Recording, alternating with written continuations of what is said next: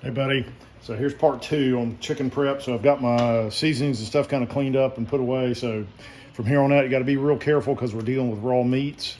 So after I finish up doing this, I usually, once I get my dishes in the sink and cleaned, I'll come back and hit the countertops with this and a paper towel, just to make sure everything's sterilized.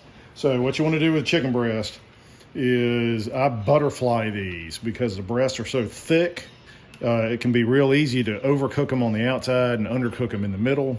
And you want to take the tenderloin off. So you can see a little line right here between the main part of the breast. This is the tenderloin, the smaller part.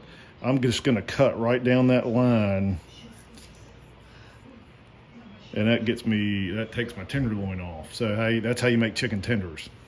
So I'm going to go through each one doing that, and while I'm doing that, I'm trimming off a little bit of the fat that's stuck on these things. So where I cut the tenderloin off is where I want to do the butterfly action. So this side was where I cut the tenderloin off. I'm going to pick up, just eyeballing it, going about right in the middle portion of the chicken breast with my knife and cutting into it. I'm not cutting all the way through it, but just enough where it can start opening up. If you think about it, it's like butterfly wings.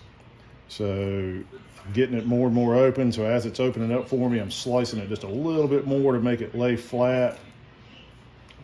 Just like that. So you can see I didn't cut all the way through it, but I butterflied it. So basically I've split it in half while it's still one piece. So that's that. That's my tenderloin.